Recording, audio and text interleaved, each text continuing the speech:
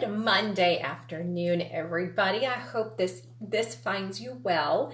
Yeah, welcome to the crazy town of what I feel like life is continuing to be crazy. It's continuing to be crazy. I'm Amy Motter with Platinum Weddings and Events, and today I'm going to just have a simple Q&A session with questions that have been coming in. I offered to say, hey, send in questions, and people started to, so I'm kind of excited about that.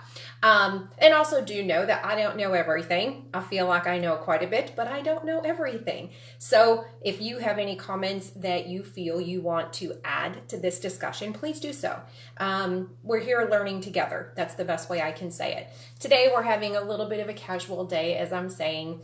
To you, I got my t-shirt in that says "Wake me when baseball season returns." A little bit bummed that baseball has been kicked out, but you know, that's why I'm having a nice little fireside chat with you today. So we're going to keep it quiet and casual, and t-shirts, makeup, I don't care what you have, but offer any opinions that you might have regarding our discussion today. And, you know, probably one of the reasons why I feel really casual today is all the nasty nonsense that's happening out there. I appreciate everybody has their own views, but my goodness, be nice to people. It is not that hard. It really isn't. And I feel like so many people are choosing to do the wrong thing, which is causing us, you know, a lot of people an extreme amount of turmoil and stress on top of being quarantined and doing stuff. Although I do realize life happens. So let's make a good choice to do all the wonderful things that we can do to make people's lives easier. Okay, first question that came in, and this is all going to pertain to wedding stuff, but I guess you could probably apply it to many other things, is should I cancel my wedding? We went through a very interesting spring where events were being canceled / rescheduled for the fall. And now the fall is happening and people are like, should we cancel now? So I don't know. I know I should have an answer to this, and I know that my industry colleagues, you know, should probably chime in and give their opinions. But what we have found especially in the state of Texas, that everything is changing. Restrictions that are applicable one day are not applicable the next day. So it is finding it a little bit. It's not finding where we're extremely challenged trying to figure out what exactly, you know, we can do and how we can best advise our clients. An interesting conversation I did have with the person that submitted this is, you know, talking about guests and talking about what their comfort level is. You know, you have guests traveling, and I know, you know, for my relatives that happen to be in New England or in the Midwest, that, you know, would they get on an airplane? You know, would they drive? And you can only look at your guest list and figure out if that's something that you can estimate. You know, as always, you can guesstimate. You know, everyone has different levels of how they're approaching this COVID. And it's not that they don't love the bride and groom at all. It's just they're not sure what to do. You know, I don't know. I just keep saying it's up for the guests to decide, you know, what they are. And in your event, if you have, you know, fortunately, we haven't, in my experience, we don't really have any large events, you know, over the number of 150. So getting to that 100-person requirement that's been tossed around and then it's been taken back and it's been put back out there is technically not really that much of an issue of having to disinvite anybody. We haven't gotten to that point with the way our fall weddings are going. I can say that after talking to some people that I know that are older, you know, that because I was doing my little research with them, is they may or may not want to travel. They may or may not want to stay for the dance. You know, they want to come to the ceremony, but then they don't want to come to the dance. And that's okay. You know, as a bride, you're going to have to realize that this is the way life is going to be. Now, if you cancel / reschedule, what is to say that it will be better in January? Or what is to say it will not be any different in the spring? And I don't know the answer to that. I feel like my personal gut feeling is if you go ahead and reschedule again, then you're just running the risk that it's not going to change. I've had clients who have said that they're going to elope and then have a big party when this is all over. That's an interesting approach to take. I don't know if it's the best approach, but I'm saying it's an interesting approach. And I also have had people that say I'm going forward regardless. And we now have to be very very accommodating by having TV screens and doing live feeds, which is totally fine. Like that's an extremely easy thing to do. And so that's the comfort that we're providing to them, that if you choose to proceed, forward, that it is going to be a little bit different, but you know what, that most of them have not had a wedding before, so it will still be special in its own right. The second one that we had, question that came in, dealt with seating. And God, this is a pickle. Ceremony, not a problem. You can set people 45 feet away from each other if you want to, and you can get badass speakers to amplify every single thing so that everyone hears it. That's not an issue. You do get into restrictions when you are inside at a venue that might be a little bit more compromised with space, and that kind of stinks. I'm going to flat out tell you. I will say, you have this company called allseated.com that actually took their computer program up a notch. And when you type in and put all the diagram of the venue together, it will pop up red. And that means they are people are within 6 feet of each other.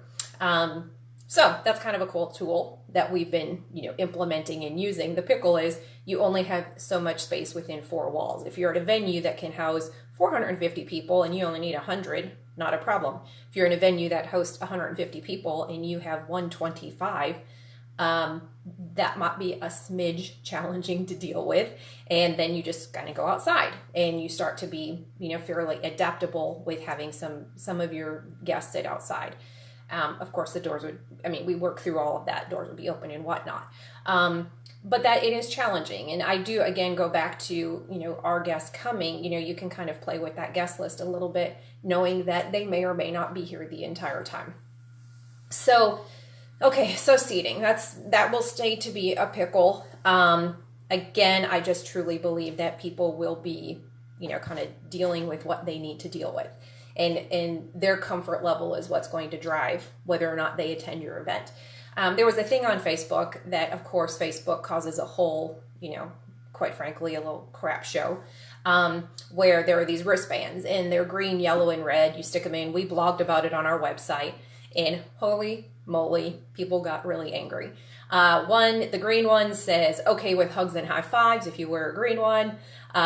Yellow is okay with talking, but I don't want to touch anybody. And then red is for I'm keeping my distance. And people, responded and posted and said, put a big X because they shouldn't be coming. And I'm like, okay, well, I feel like the more guests, what I personally like about this idea is the guests then have the ability, without asking, like, do you want a hug or you want to touch anybody? And I know people shouldn't be touching, but whatever. People drink. It's like the nature of what happens in a wedding. But in all honesty, this at least you look at them and you're like, hey, dude, they've got red on. Probably shouldn't approach them, right? Approach them from a distance. I know that it sounds ridiculous, but why not? And it's like those Live Strong, rubber wristbands is what it is. And I've suggested it to my clients. I know that some people, unfortunately, I'm a hugger, so I like to touch people, and I've had to learn to take a step back from that. You can do high fives, you can do fist pumps, you can do, air kisses, or you can do kid and play where you're kicking feet together. There's many different things that you can do to make that, make the guests know with each other where they stand. Okay, question number 3. This is the biggest one. How do you handle guest dancing? I don't know. I'm going to flat out tell you I don't know. All I can tell you is people start drinking, and even if they don't like each other / if they do like each other, they're going to be touching each other. And then you have the drunk people with the sloppy kisses, and they're like licking each other. So we have a hard time enough when it gets to be 11:30 at night. People are leaving at midnight trying to keep track of the drunkies versus the ones that have to go home and have to have Ubers and all that sort of thing. It's interesting to me that people are assuming that the event planner, all of me at 5'5", should be going up like the event police and telling people to not do certain things. Obviously, I will step in and do that. However, know that there's a certain level that, weddings do bring out the ding dong in people when people start drinking. It's just what happens. So an interesting webinar that I sat on, I like this phrase that this guy had, and he said, take care of the people who take care of you. And he was referring to the vendors, that the vendors need to take care of, each other. And then that will allow us to take care of the bride and groom and all the guests. I do feel, although I have not done a wedding yet, but I've read, many different message boards that a bunch of event people are on, that everybody is doing their best. They are doing really, truly the best that they can with what they're being provided. And I have found and heard that guests are being just as respectful. So with that being said, again, everybody's doing their best. It's about what I say. Okay, my fourth question that came in was, what are people doing? I did mention, or what are people doing in this COVID thing? Again, we blogged about it on our website. First thing, people are getting personalized masks. God bless the Etsy people. Anybody in Etsy, they went out, they started making all these personalized masks, get the bride and groom's name, you get their wedding date, and that is an extremely popular. Might as well bank on that. The wristbands that I just discussed. And then finally, the third thing is Event Scan, which is this, thing that you have going on. It's a company here in Austin. You can look it up at eventscan.com, and they take temperatures of people that come in. And if somebody, their temperature is out of whack or what have you, then they're asked to leave. So that's another option that's out there. If you want to find out more about it, go to eventscan.com or ILD Lighting. And, it's a good thing that people are jumping on to figure out solutions as opposed to just constantly talking about a problem. That's what I love about this industry. Love, love, love these people. Okay, so wrapping back up to just those are the 4 big questions that we had. Again, remember, especially in the state of Texas, rules are changing every day. There's not much that we can truly bank on other than common sense. And for some reason, some people have lost that. You just need to run back out and put it back in your head. Okay, new things. Since I always talk about new things I've done. Yeah, this is funny. So we've had a pool. Okay, I'm just saying, we've had a pool in our backyard for 16 years now, and I've always complained about towels being all over on the ground / in the water, what have you. And so this weekend I went ahead and we put up a towel rack, little hooks in our backyard. I know, it sounds so stupid. Took us 30 minutes to do by the time we went to the Home Depot and did it, but I'm like, whoa, again, something you do in quarantine. Second thing, I learned how to thread a bobbin and thread a sewing machine, and I shortened some curtains that have been sitting there. Get it? People are like, I know how to sew. Will never claim I know how to sew. I'm not going to be making anything, but the fact that I accomplished this via YouTube was pretty fantastic. If you have anything that you've learned in this quarantine, send it on over. We like to hear that. We like to hear what people are doing to step outside the box and actually occupy their time that they got going on. And then finally, come visit our website. We've been putting some fun stuff on there.